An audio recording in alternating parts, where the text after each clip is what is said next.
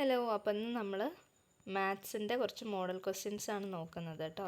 ഇത് previous year question ആയിരുന്നു. അപ്പോൾ ആദ്യത്തെ ക്വസ്റ്റ്യൻ നോക്കാം. നമുക്കൊരു ബോക്സ് തന്നിട്ടുണ്ട്, കുറച്ച് സംഖ്യകൾ എഴുതിയിട്ടുണ്ടല്ലേ, 1 മുതൽ 25 വരെ എഴുതിയിട്ടുണ്ട്. ഇതിൽ ഏറ്റവും ചെറിയ എണ്ണൽ സംഖ്യയായ 1-ന് എത്ര ഘടകങ്ങളുണ്ടെന്നാണ് ചോദിച്ചിട്ടുള്ളത്. അപ്പോൾ 1-ന് ഒരു ഘടകം മാത്രമേ ഉള്ളൂ അല്ലേ. ഓക്കെ, ബി ക്വസ്റ്റ്യൻ നോക്കാം. ചാർട്ടിൽ കാണുന്ന സംഖ്യകളിൽ 2-ൽ കൂടുതൽ ഘടകങ്ങൾ ഉള്ള സംഖ്യ ഏതൊക്കെയെന്നാണ് ചോദിച്ചിട്ടുള്ളത്. ഞാനിവിടെ ടിക്ക് ചെയ്ത് കാണിക്കാം കേട്ടോ. ഇവിടെ ഞാൻ മാർക്ക് ചെയ്തിട്ടുള്ള സംഖ്യകൾ നോക്കാം. 4, 6, 8, 9, 10, 12, 15, 16, 18, 20, 22, 24, 25. അതാണ് ബിയുടെ ആൻസർ കേട്ടോ. ഇനി സി ക്വസ്റ്റ്യൻ നോക്കാം. ചാർട്ടിലെ അഭാജ്യ സംഖ്യകൾ ഏതൊക്കെ? ഓക്കെ, അപ്പോൾ സി ക്വസ്റ്റ്യൻ്റെ മാർക്ക് ചെയ്തിട്ടുണ്ട്. 2, 3, 5, 7, 11, 13, 17, 19, 23. ഓക്കെ, ഇനി ഡി ക്വസ്റ്റ്യൻ നോക്കാം. എല്ലാ ഇരട്ട സംഖ്യകൾക്കും 2-ൽ കൂടുതൽ ഘടകങ്ങൾ ഉണ്ടാകും. ഈ പ്രസ്താവന ശരിയാണോ? എന്തുകൊണ്ട്? അപ്പോൾ അത് ഇരട്ട സംഖ്യയാണെങ്കിൽ 2 ഘടകങ്ങൾ മാത്രമേ ഉണ്ടാവുള്ളൂ അല്ലേ. അപ്പോൾ ആ പ്രസ്താവന തെറ്റാണ് കേട്ടോ. ഓക്കെ, ഇനി അടുത്ത പ്രവർത്തനം നോക്കാം. ഓക്കെ, നമ്മളോട് പട്ടിക പൂർത്തിയാക്കാനാണ് പറഞ്ഞിട്ടുള്ളത്. ഇതുപോലൊരു ക്വസ്റ്റ്യൻ നിങ്ങൾക്ക് എന്തായാലും പ്രതീക്ഷിക്കാം കേട്ടോ. അപ്പോൾ ഇവിടെ 12-ൻ്റെ താഴെയുള്ള കോളം ഫ്രീ ആണ്. അവിടെ എത്ര വരിക? ഓക്കെ, ഇത് നമുക്ക് ഇവിടെ ഇൻറ്റു ചെയ്ത് നോക്കാം അല്ലേ. ഇതൊന്ന് ഇൻറ്റു ചെയ്ത് നോക്കാം. 3 × 5 × 5 × 5 വരുമ്പം 375 കേട്ടോ. 375 ഈ കോളത്തിൽ വരുന്നത്. 375 ഇവിടെ വരും. ഓക്കെ, ഇനി 108-ന് നേരെ ഏതാ വരിക? 108-ന് നേരെ 2 × 2 × 3 × 3 × 3. ഓക്കെ, ഇവിടെ എഴുതാൻ നോക്കാം. ഇവിടെ എഴുതിത്തരാം കേട്ടോ. 2 × 2 4 കിട്ടും അല്ലേ. 2 × 2 4. പിന്നീടോ 3 × 3 × 3. ഓക്കെ, അപ്പോൾ നമുക്ക് എത്ര കിട്ടും? നമുക്ക് ടോട്ടൽ 216 കിട്ടും. 108 കിട്ടും അല്ലേ. അപ്പോൾ ഇത് ഇവിടുത്തതാണ് കേട്ടോ. ഓക്കെ, അപ്പോൾ നിങ്ങൾ എങ്ങനെ കിട്ടുന്നതെന്നുള്ളത് നോട്ടിൽ എഴുതി എടുത്തിട്ട് അത് മനസ്സിലാക്കണം കേട്ടോ. ഇത് ഇൻറ്റു ചെയ്ത് നോക്കണം. നിങ്ങൾക്ക് അറിയായിരിക്കും, എന്നാലും ഞാൻ ജസ്റ്റ് പറഞ്ഞതാണ്. ഇനി അടുത്തത് എന്താ ചെയ്യേണ്ടത്? അടുത്തത് നോക്കൂ. ഓക്കെ, ഇവിടെ 1 + 1 പിന്നെ 3 + 1 അല്ലേ. അപ്പോൾ എത്രയാണ് ഇവിടെ വരിക? 8 വരും അല്ലേ. ഇവിടെ 8 വരും. 2ഉം 4ഉം ഇൻറ്റു ചെയ്യുമ്പോൾ 8 വരും അല്ലേ. ഓക്കെ, ഇനി ഈ കോളത്തിൽ എത്ര വരിക? ഈ കോളത്തിൽ അവിടെ നമുക്ക് 3 + 3 ഒന്നും റെഡി ആവുന്നില്ലല്ലോ. ഓക്കെ, 3 + 1 3 + 1 അതുപോലെ തന്നെ ഇൻറ്റു 3 + 1 തന്നെ കേട്ടോ. ഇവിടെ 3 + 1. ഓക്കെ, നിങ്ങൾക്ക് മനസ്സിലാവുന്നുണ്ടല്ലോ. 3 + 1. ഓക്കെ, അപ്പോൾ നമുക്ക് ഇവിടെ എത്തുമ്പോൾ എന്താണ്? ലാസ്റ്റ് കോളത്തിലെത്തുമ്പോൾ നമുക്കത് 3 + 1 × 3 + 1 16 അല്ലേ. 4 × 4 16. ഓക്കെ, നിങ്ങൾക്കിതൊക്കെ എഴുതുന്നത് അറിയില്ലേ? നിങ്ങളത് പ്രാക്ടീസ് ചെയ്യണം കേട്ടോ. ഇപ്പോൾ ഈ ആൻസർ എഴുതിയെടുക്കുക. അപ്പോൾ ഇനി നമുക്ക് അടുത്ത ചോദ്യത്തിലേക്ക് പോവാം. ഓക്കെ, നമുക്കൊരു വാട്ടർ ടാങ്കിൻ്റെ കണക്കാണ് തന്നിട്ടുള്ളത്. ചതുരാകൃതിയായ ഒരു വാട്ടർ ടാങ്കിൻ്റെ അകത്തെ നീളം 2 മീറ്ററും വീതി 1 മീറ്ററും ഉയരം 80 സെൻറ്റിമീറ്ററും ആണ്. ടാങ്കിൻ്റെ നീളമാണോ ഉയരമാണോ കൂടുതൽ? അപ്പോൾ നമുക്ക് രണ്ടളവ് എന്തിലാണ് തന്നിട്ടുള്ളത്? മീറ്ററിലും ഒരളവ് സെൻറ്റിമീറ്ററിലുമാണ് തന്നിട്ടുള്ളത് അല്ലേ. അപ്പോൾ നമുക്ക് ഇതിൽ എന്താ നോക്കേണ്ടത്? ടാങ്കിൻ്റെ നീളമാണോ ഉയരമാണോ കൂടുതൽ? അപ്പം നമുക്കതൊന്ന് കണ്ടുപിടിക്കാം. ഓക്കെ, അപ്പോൾ ഇവിടെ ശ്രദ്ധിക്കുക. നമുക്ക് നീളം 2 മീറ്റർ, പിന്നെ അതുപോലെ തന്നെ നമ്മളോട് ഉയരം 80 സെൻറ്റിമീറ്റർ ആണ്. അപ്പോൾ 2 അളവും വ്യത്യസ്ത രീതിയിലാണ് തന്നതല്ലേ. അപ്പോൾ നമുക്കിതിനെ എന്ത് ചെയ്യണം? ഇതിനൊന്ന് സെൻറ്റിമീറ്ററിലേക്ക് ആക്കണം അല്ലേ. അപ്പോൾ ഈ 2 മീറ്ററിനെയാണ് നമ്മൾ സെൻറ്റിമീറ്റർ ആക്കാൻ പോകുന്നത്. 1 സെൻറ്റിമീറ്റർ എന്ന് പറഞ്ഞിട്ടുണ്ടെങ്കിൽ എത്രയാണ്? 1 മീറ്റർ എന്ന് പറഞ്ഞിട്ടുണ്ടെങ്കിൽ അത് 100 സെൻറ്റിമീറ്റർ ആണല്ലേ. അപ്പോൾ നമുക്കിവിടെ 2 മീറ്റർ അല്ലേ ഉള്ളത്. അപ്പോൾ 2 മീറ്റർ എന്ന് പറഞ്ഞാൽ എത്രയാണ്? 100 ഇൻറ്റു 2. അപ്പോൾ നമുക്കത് 200 എന്ന് കിട്ടും അല്ലേ. അപ്പോൾ 200 സെൻറ്റിമീറ്റർ. ഇപ്പോൾ എളുപ്പമല്ലേ കണ്ടുപിടിക്കാൻ. 200 സെൻറ്റിമീറ്റർ ആണോ കൂടുതൽ, അത് 80 സെൻറ്റിമീറ്റർ ആണോ കൂടുതൽ?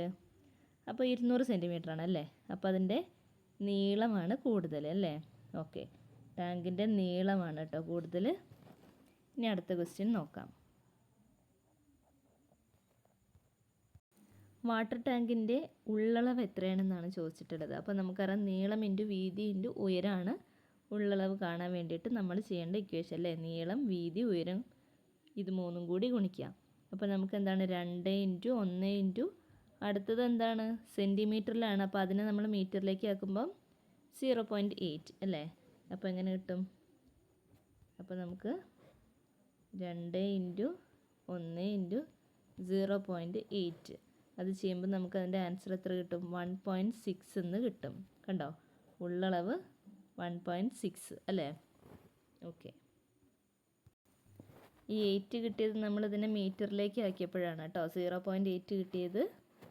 മനസ്സിലായല്ലോ. ഇനി അടുത്ത ക്വസ്റ്റ്യൻ നോക്കാം. ഈ ടാങ്കിൽ 1200 ലിറ്റർ വെള്ളം ഉണ്ടെങ്കിൽ എത്ര ഉയരത്തിൽ വെള്ളമുണ്ടാകും? സിമ്പിൾ, 60 അല്ലേ. ഓക്കെ, 60 സെൻറ്റിമീറ്റർ ആയിരിക്കും അല്ലേ. ഓക്കെ, ഇനി അടുത്ത പ്രവർത്തനം നോക്കാം. വലിയവനാര് തന്നിരിക്കുന്ന 4 ചതുരങ്ങളുടെ പരപ്പളവ് എഴുതാനാണ് നമ്മളോട് പറഞ്ഞിട്ടുള്ളത്. അപ്പോൾ എങ്ങനെ കണ്ടുപിടിക്കാം? ഇവിടെ എല്ലാത്തിൻ്റെയും അളവ് തന്നിട്ടുണ്ടല്ലേ. ഓക്കെ, അപ്പോൾ ആദ്യത്തെ തന്നെ 10ഉം 8ഉം ആണ് തന്നിട്ടുള്ളത്. അപ്പോൾ അതിൻ്റെ ആൻസർ 80 അല്ലേ. ഇത് രണ്ടും ഇൻറ്റു ചെയ്യാം. അപ്പോൾ അടുത്തത് ഇവിടെ ഇൻറ്റു ചെയ്യാം. 12.7ഉം 6.4ഉം ചെയ്യുമ്പോൾ നമുക്ക് എന്ത് കിട്ടും? 81.28 കിട്ടും അല്ലേ. ഓക്കെ, 28. നിങ്ങൾക്ക് ദശാംശം ഉള്ള സംഖ്യ ഇട്ട് ഗുണിക്കാൻ അറിയുമെന്ന് വിചാരിക്കുന്നു. ഒന്നുമില്ല, ആ പോയിൻ്റ് അങ്ങോട്ട് മാറ്റുക, എന്നിട്ട് കറക്റ്റ് നമ്മൾ സാധാരണ ഗുണിക്കുന്ന പോലെ ഗുണിച്ചിട്ട് പോയിൻ്റ് ആഡ് ചെയ്ത് കൊടുക്കുക കേട്ടോ. അപ്പോൾ നമുക്കിത് 81.28. ഓക്കെ, അടുത്തത് മൂന്നാമത്തത് നമുക്ക് 8.1 കിട്ടും കേട്ടോ. ഇനി അടുത്തതാകുമ്പോഴോ ഇവിടെ 90 ഇൻറ്റു 9 ആണ്. അപ്പോൾ നമുക്കിവിടെ 81 ആണ് കിട്ടുക അല്ലേ. 81, അവിടെ പോയിൻ്റ് ഇല്ല കേട്ടോ. ഇനി അടുത്തത് ചെയ്യുമ്പോഴോ നമുക്ക് നാലാമത്തത് 79.9 ആണ് കിട്ടുക.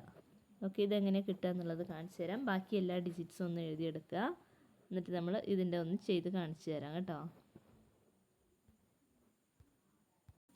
ഓക്കെ, നമ്മൾ ഈ ഡിവൈഡഡ് ബൈ 10 ഉള്ളത് ഒഴിവാക്കിയിട്ട് നമ്മൾ ഈ ഡിജിറ്റ് മാത്രം എടുത്തിട്ട് ഒന്ന് ഗുണിച്ച് നോക്കിയിട്ടുണ്ടെങ്കിൽ നമുക്ക് ഇതാ ഇങ്ങനെ ഒരു ആൻസർ കിട്ടും. ഓക്കെ, അപ്പോൾ ഇനി നമ്മൾ എന്താ ചെയ്യേണ്ടത്? ആൻസർ കിട്ടിക്കഴിഞ്ഞിട്ടുണ്ടെങ്കിൽ നമ്മൾ നോക്കുക, ഇവിടെ ഒരു 85 ഡിവൈഡഡ് ബൈ 10 ഉണ്ട്, തൊട്ടപ്പുറത്ത് 94 ഡിവൈഡഡ് ബൈ 10 ഉണ്ടല്ലേ. അപ്പോൾ ഈ 2 പോയിൻ്റ് നീക്കിയിട്ട് നമ്മൾ ഇങ്ങോട്ട് ദശാംശം ആഡ് ചെയ്ത് കൊടുക്കുന്നു.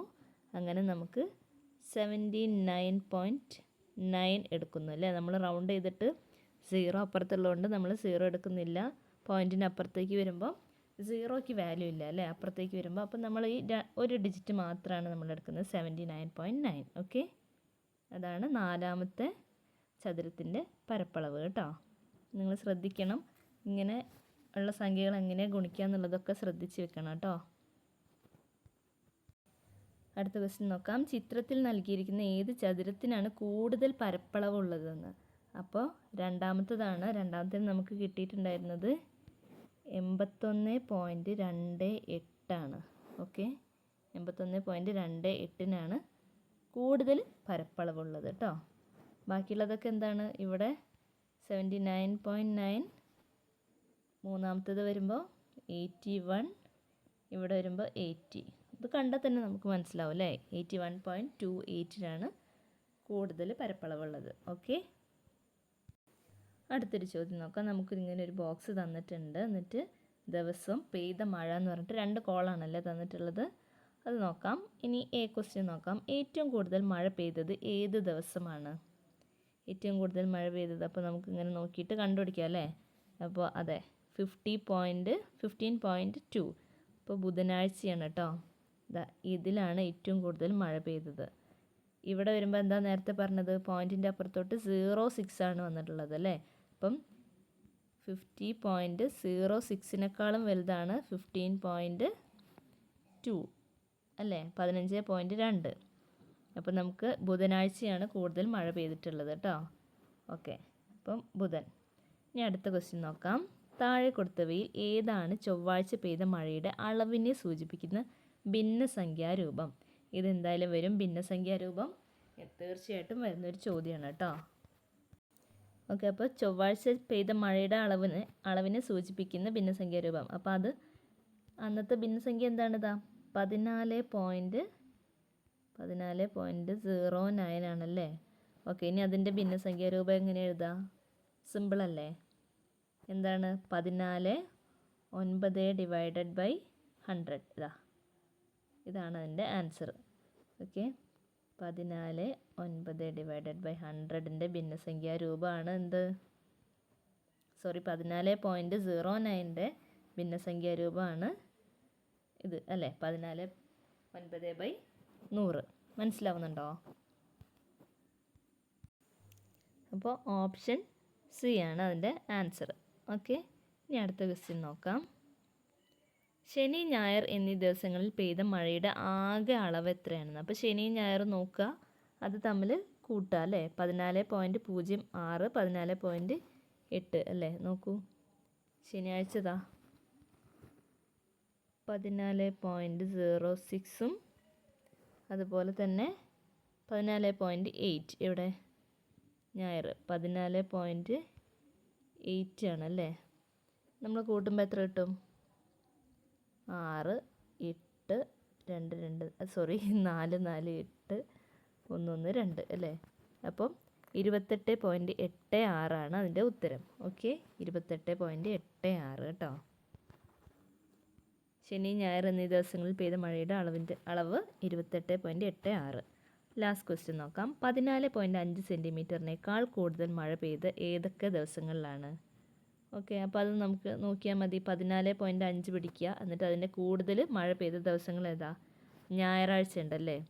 ഓക്കെ, ഞായറാഴ്ച ഉണ്ട്. അടുത്തത് ഏതാ? ഞായർ കഴിഞ്ഞിട്ടുണ്ടെങ്കിൽ ബുധനുണ്ട്, പിന്നെ വ്യാഴം ഉണ്ടല്ലേ. ഓക്കെ, അപ്പോൾ ഈ 3 ദിവസങ്ങളിലാണ് മഴ കൂടുതൽ പെയ്തത് അല്ലേ, 14.5 കൂടുതൽ. ഇനി അടുത്ത ക്വസ്റ്റ്യൻ നോക്കാം. നമുക്കിവിടെ ഒരു സ്ക്വയർ തന്നിട്ടുണ്ട്, ഇതിൻ്റെ വ്യാപ്തം കണ്ടെത്താനാണ്. ഓക്കെ, ക്വസ്റ്റ്യൻ വ്യാപ്തം കണ്ടെത്താൻ എങ്ങനെ? നീളം, വീതി, ഉയരം ഇൻറ്റു ചെയ്യുക. അപ്പം നമുക്ക് ഇവിടെ എല്ലാം തന്നിട്ടുണ്ടല്ലേ. അപ്പം 5 × 4 × 3 അങ്ങനെ ചെയ്തിട്ടുണ്ടെങ്കിൽ നമുക്കതിൻ്റെ വ്യാപ്തം മനസ്സിലാക്കാം കേട്ടോ. വ്യാപ്തം ചെയ്യേണ്ട ഒരു കണക്ക് നിങ്ങൾക്ക് എന്തായാലും വരും. ഒരു വർഷം ഒരു സോപ്പ് പെട്ടിയുടെ കണക്കായിരുന്നു കഴിഞ്ഞ വർഷത്തെ കേട്ടോ. അപ്പോൾ ഇതിൻ്റെ വ്യാപ്തം കണക്കാക്കുക എങ്ങനെയാണ്?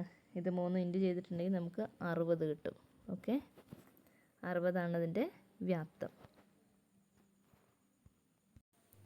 അടുത്തത് നോക്കാം.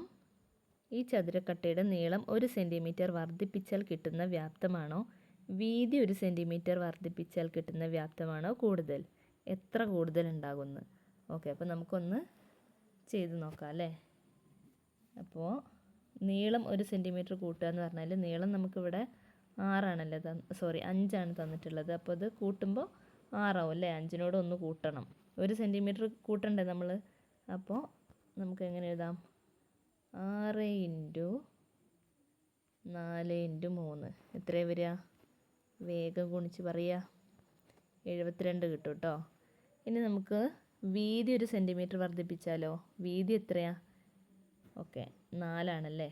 അപ്പോൾ നമുക്കത് 5 × 4 4നോട് 1 ചേർന്നാൽ 1 കൂട്ടിയിട്ടോ. അപ്പോൾ നമ്മൾ വീതി 1 കൂട്ടി, പിന്നെ 3 അതെത്രയാണ് നമുക്ക് കിട്ടുക? അത് കൂട്ടിയാൽ നമുക്ക് 75 ആണ് ആൻസർ കിട്ടുക കേട്ടോ. അപ്പോൾ ഇതിൽ ഏത് കൂട്ടിയാലാണ്? നമുക്ക് എന്താ കൂട്ടേണ്ടത്? വീതിയാണല്ലേ. വീതിയോട് 1 കൂട്ടിയാലാണ് വ്യാപ്തം കൂടുതലായി കിട്ടുന്നത് അല്ലേ. അപ്പോൾ എത്ര കൂടുതലാണ്? 3 പോയിൻ്റ് അല്ലേ. ഓക്കെ, 72 നിന്ന് 75ലേക്ക് 3 അല്ലേ.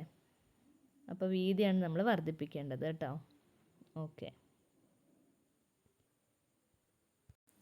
അടുത്ത ക്വസ്റ്റ്യൻ നോക്കാം. ഗണിത ലാബിലെ സ്ഥാനവില പോക്കറ്റുകളിൽ കമ്പുകളിട്ട് ചില സംഖ്യകൾ പ്രദർശിപ്പിക്കുന്നത് നോക്കൂ. സ്ഥാനവില പോക്കറ്റ് നിരീക്ഷിച്ച് സംഖ്യകൾ രേഖപ്പെടുത്താനാണ് പറഞ്ഞിട്ടുള്ളത്.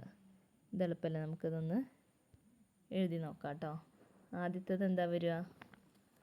ആദ്യത്തേത് ഇതാ നോക്കാം. ഇതാ 10ൽ 1 പിന്നെ 1ൽ 2 ഉണ്ട്, 12.25. ഇത് എണ്ണി നോക്കി നമുക്കിത് ഡയറക്റ്റ് ചെയ്യാവുന്നതാണ് കേട്ടോ. 102.04 അല്ലേ? നിങ്ങൾ മനസ്സിലാക്കണേ. അടുത്തത് 46.465. ഓക്കെ, അടുത്തത് 307.42. ഇതെങ്ങനെ കിട്ടുന്നതെന്ന് നിങ്ങൾ ക്വസ്റ്റ്യൻ പേപ്പറിൽ നോക്കുക. നിങ്ങൾക്കത് കണ്ടാൽ തന്നെ മനസ്സിലാവുമല്ലോ അല്ലേ? അപ്പോൾ അത്രയേ ഉള്ളൂ.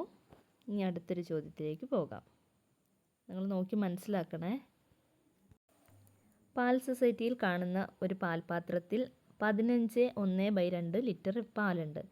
ഇത്തരം 5 പാത്രങ്ങളിൽ ഇതേ അളവിൽ പാലുണ്ടെങ്കിൽ ആകെ എത്ര ലിറ്റർ പാലുണ്ടാവും എന്നാണ് ചോദിച്ചിട്ടുള്ളത്. അപ്പോൾ നമ്മൾ എന്താ ചെയ്യേണ്ടത്? ടോട്ടൽ പാലിൻ്റെ അളവ് 15.1/2 അല്ലേ? അങ്ങനത്തെ 5 എണ്ണാണല്ലേ? 5 പാത്രത്തിൽ ഇതേ അളവിൽ പാലുണ്ട്. അപ്പം ഇതാണ് അതിൻ്റെ ഇക്വേഷൻ. അപ്പോൾ അത് ചെയ്യുമ്പോൾ നമുക്ക് എത്ര കിട്ടും? 77.1/2 കിട്ടില്ലേ? ഒന്ന് ചെയ്ത് നോക്കാം. 15 × 2 എത്ര കിട്ടും? 15 × 5 അല്ലേ? 5 × 5 എത്രയാ? നമുക്ക്